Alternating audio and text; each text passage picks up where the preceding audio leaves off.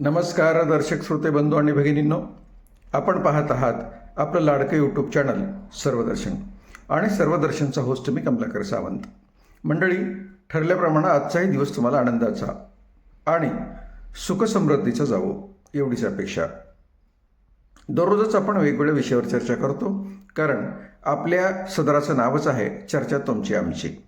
मंडळी, चर्चेत सहभागी होण्यानं संयम वाढतो, विचार करण्याच्या गतीला प्रेरणा मिळते, नवनवीन चांगले विचार सुचतात आणि त्यासोबतच चांगला विचार म्हणजे ज्ञानाची सुरुवात होत असते.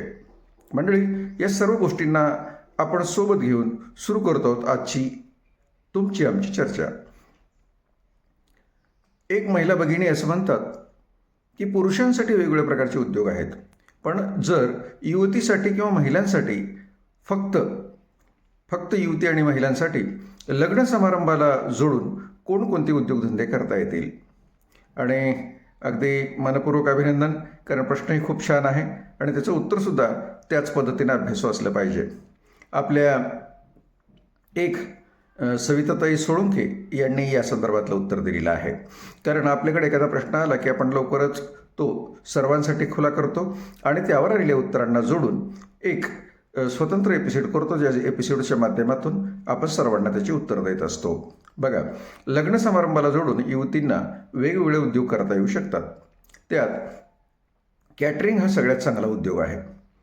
विशेष करून कॅटरिंग मध्ये तुम्हाला एक मोठा वाव आहे आणि त्या दृष्टीनं तुम्ही एक मोठा समूह ठेवून, नेतृत्व करून, समूहाचे सदस्य होऊन किंवा अशा ऑर्डर्स घेऊन इतरांना त्या पुरवतसुद्धा उत्तम पद्धतीनं लग्नाच्या ठिकाणी केटरिंगमध्ये काम करू शकता. म्हणजेच कॅटरिंग क्षेत्रामध्ये युवतींना किंवा महिलांना एक चांगला वाव आहे. त्यासोबतच दुसरा विषय आहे डेकोरेशन. अलीकडं कोणतंही लग्न म्हटलं ते ग्रामीण भागातलं असेल, शहरी भागातलं असेल किंवा महानगरी भागातलं असेल, त्या ठिकाणी लग्न समारंभाला आकर्षक सजावट केली जाते आणि अशी सजावट करत असताना अनेकदा अनेकांची गरज पडते. अशा वेळेला महिला किंवा युवती यांनी डेकोरेशन स्वतंत्ररित्या करायचं ठरवलं तर त्यांना मोठा वाव आहे आणि मग त्यांनी डेकोरेशनचे सेटअप तयार करणं, त्याचे फोटोग्राफ्स करणं आणि असे अल्बम लोकांना पुरवून ऑर्डर्स घेणं क्रमप्राप्त आहे. अशा पद्धतीने एक चांगलं उत्पन्नाचं साधन त्यांच्याकडून मिळू शकतं. पुढचा मुद्दा आहे फ्लावर डेकोरेशन. अर्थात पहिल्या डेकोरेशनमध्ये क्लॉथ डेकोरेशन आलं आणि अन्य प्रकारचे आलं, तर दुसऱ्या डेकोरेशनमध्ये फक्त फुलांचं डेकोरेशन आहे. अनेकदा नवरा नवरी ज्या स्टेजवर उभे असतात त्या स्टेजचा पार्श्वभाग, पाठीमागची बाजू हे फुलांनी सजवलेली अलीकडे आपल्याला पाहायला मिळतं. पूर्वी मोठ्या स्वरूपात थर्मोकोलची डेकोरेशन्स असायची, आता त्यावर बंधनं आल्यामुळं फुलांची सजावट केली जाते आणि अशा पद्धतीची सजावट शिवाय लग्न समारंभातून सुरुवात होत असताना पहिल्या कमानी, ज्याला बोगदे असं म्हटलं जातं, त्यानंतर नवरा नवरी जिथून स्टेजवर येतात लग्न समारंभाच्या आधी, त्याही ठिकाणी अशी सजावट करता येऊ शकते. पुढचा व्यवसाय आहे मेकअप आणि हेअरस्टायलिंग. अलीकडं मोठ्या कार्यक्रमामध्ये मेकअप करणं हे सर्वसामान्य झालेलं आहे. मुळात स्त्री असो अथवा पुरुष असो, चांगलं दिसावं असं वाटणं साहजिक आहे आणि त्यासाठीच मेकअप हा महत्त्वाचा भाग आहे. म्हणून तुम्ही मेकअप करत असाल किंवा मेकअप मन किंवा मेकअप लेडीज यांची जोडून असेल यांच्याशी, तर त्यांना घेऊनसुद्धा तुम्हाला त्यातल्या सहभागी लोकांचं मेकअप करता येईल आणि हेअरस्टायलिंगसुद्धा करता येऊ शकेल. फोटोग्राफी आणि व्हिडिओ शूटिंग. लग्न समारंभामध्ये सर्वच प्रकारची फोटोग्राफी आणि व्हिडिओ शूटिंग फक्त पुरुषांनी केलं पाहिजे असं बंधन नाही. त्यासाठी युवती खूप चांगल्या पद्धतीने काम करू शकतात किंवा महिलाही काम करू शकतात. त्यामुळं फोटोग्राफी क्षेत्रामध्ये एक मोठा वाव आहे. जोपर्यंत कोणतंही फंक्शन होईल तोपर्यंत फोटो आणि व्हिडिओग्राफी चालणार आहे आणि दोन्ही क्षेत्रामध्ये तुम्हाला काम करण्याला एक चांगली संधी आहे. काही ठिकाणी विविध प्रकारचे स्टॉलसुद्धा लावण्यासाठी महिला किंवा युवतींना संधी मिळू शकते, जेणेकरून फूड स्टॉल असतील, ड्रिंक्सचे स्टॉल असतील किंवा निव्वळ जेवणानंतर पान जे द्यायचं आहे त्यासाठी सुद्धा स्टॉल असू शकतील. सर्व प्रकारच्या स्टॉलवर तुम्हाला किंवा अगदी सुरुवातीला लग्न समारंभाच्या मुख्य गेटमधून तुम्ही मध्ये येत असताना त्या स्टॉलवर तुम्हाला अक्षता देता येतील, गुलाबाची फुलं देता येतील, छोट्याशा भेटवस्तू देता येतील. जे काही आयोजकांनी ठरवले त्यासाठीचा स्टॉल उभा करायला तुम्हाला खूप चांगली संधी आहे. शिवाय लग्न समारंभासाठी आवश्यक वस्तूंची यादी हे सुद्धा एक महत्त्वाची गोष्ट आहे.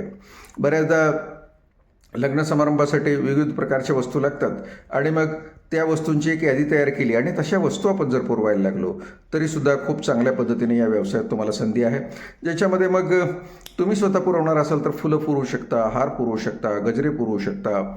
आवश्यक लागणारी सर्व संसाधनं ज्या पद्धतीने लग्न समारंभ सुशोभित करण्यासाठी आणि आनंदी करण्यासाठी लागतात ते तुम्हाला देता येऊ शकतात.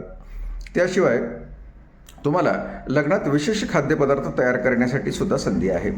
तुम्ही जर पाकशास्त्रात निपुण असाल तर तुम्हाला त्या कार्यक्रमासाठी लागणाऱ्या प्रमुखांनी दिलेल्या यादीनुसार सर्व प्रकारचे पदार्थ येत असतील तर ते पदार्थ तयार करणं आणि ते उपलब्ध करून देणं हा सुद्धा व्यवसाय लग्न समारंभाच्या निमित्तानं होऊ शकतो. त्यानंतर राहिलं लग्न समारंभासाठी लागणारे गिफ्ट्स. पूर्वी लग्न समारंभामध्ये रुखवत नावाचा कार्यक्रम होता आणि ज्याच्यामध्ये विविध प्रकारच्या वस्तू खास करून खाद्यपदार्थ वेगवेगळ्या पद्धतीने तयार केले जायचे आणि त्याला सजवलेल्या स्वरूपामध्ये सगळ्यांना दिलं जायचं. आजही रुखवत काही नाही पण जीवनावश्यक वस्तू दिल्या जातात आणि अशा वस्तू देण्याबरोबरच त्या सजवून ठेवणं हे त्यातला एक भाग असतो.